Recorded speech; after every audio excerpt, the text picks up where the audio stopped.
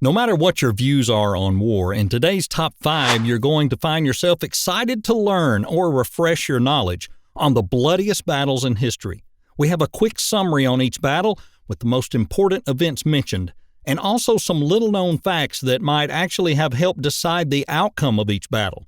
Put your war helmet on, or a hoodie'll do, and get ready to explore the dark side of military history.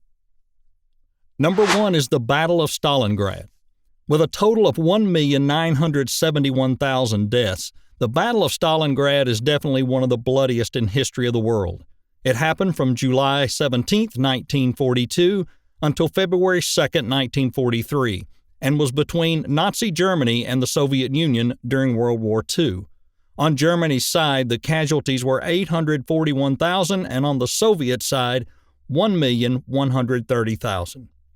On the Russian side, this battle is a moment of pride because they stopped the German advance into the Soviet Union and also marked the moment the war turned in favor of the Allies. For Germans, capturing Stalingrad would mean they could cut the Soviet transport links with Russia, and it would also serve as a great victory for Adolf Hitler to seize the city that had the name of the Soviet leader, Joseph Stalin.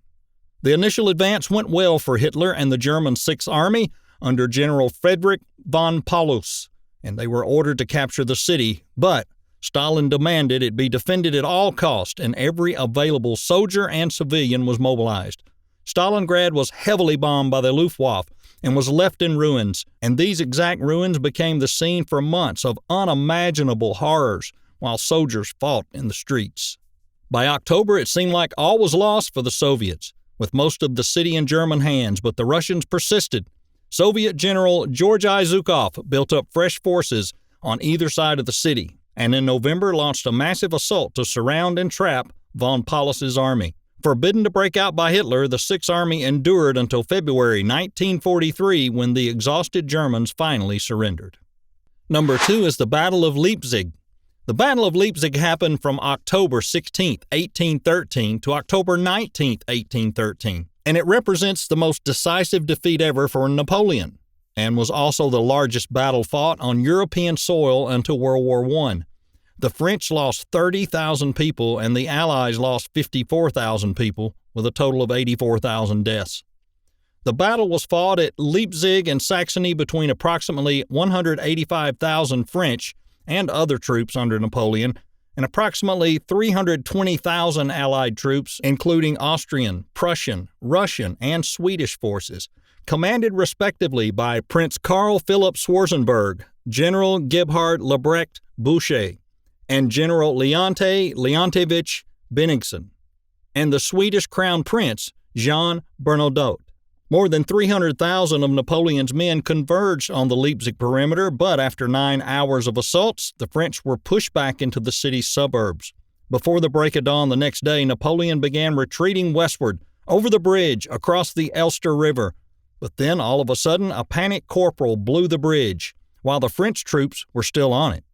The demolition of the bridge meant more than 30,000 French were trapped in Leipzig, and they were to be taken prisoner the next day. The battle, apart from being one of the most severe of the Napoleonic Wars, also marked the end of the French Empire east of the Rhine. Number 3, the First Day of the Somme. This is considered to be the bloodiest day in history for the British Army. It happened on the 1st of July 1916 between Britain and Germany, with the British losing 60,000 men and the Germans losing 8,000.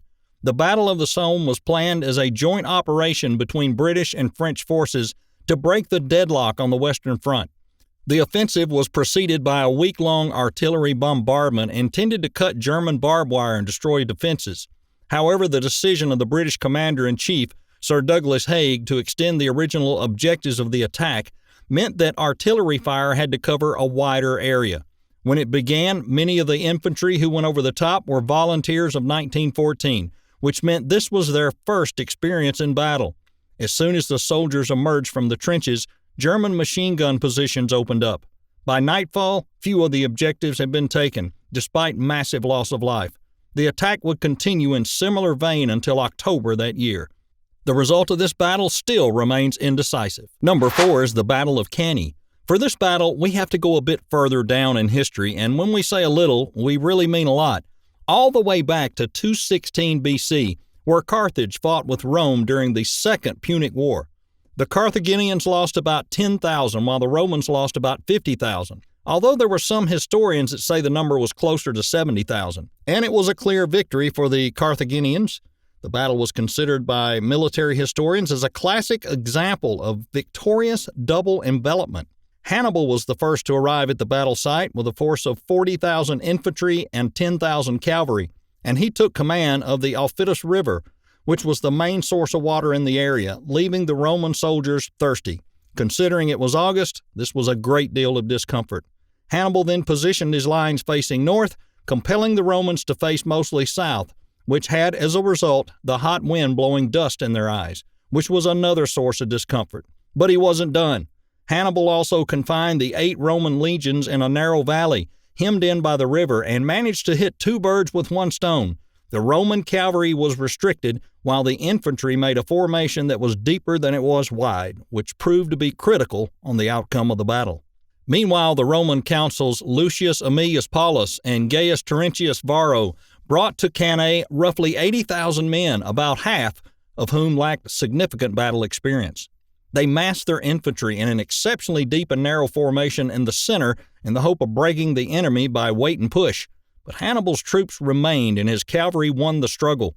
The Roman infantry, meanwhile, tried to gradually force back the center of Hannibal's troops, but they also held. Eventually, Hannibal's troops formed a circle and pressed inward on the Romans, who finally surrendered. Number 5. The Battle of Gettysburg. The Battle of Gettysburg happened between July 1st and July 3rd, 1863, and it was a war between the Union and Confederacy. The Unionists lost 23,000, and the Confederates also lost 23,000, making total lives lost 46,000. The Union, however, was the winning side, and this is considered to be the win that turned the American Civil War in favor of the Union. Sadly, it was also the day that had the highest number of casualties in a single battle throughout the entire conflict. Confederate General Robert E. Lee launched his second invasion of the northern states, which he sought to capitalize on recent Confederate victories and defeat the Union Army on northern soil, and he hoped to force the Lincoln administration to negotiate for peace.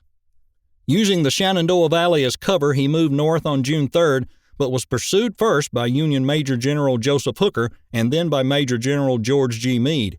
Lee's army crossed into Pennsylvania mid-June, and by June 28th had reached the Susquehanna River. The opposing forces collided at the crossroads town of Gettysburg, Pennsylvania on the morning of July 1st. Although the Confederates managed to sweep the Federals from the fields both west and north of the town, they could not secure Cemetery Hill, neither Culp's Hill to the south. On July 3rd, Lee attacked the Union center on Cemetery Ridge and was repulsed with heavy losses in what's now known as Pickett's Charge. The battle was lost for the Confederates, and with it, the lives of thousands of men on both sides. Well, there you have it for today, the top 5 bloodiest battles in history. Which one do you find the most distressing and why? Let us know down in the comments, and of course, if you haven't already, subscribe to our channel for more amazing top 10s. We'll see you next time.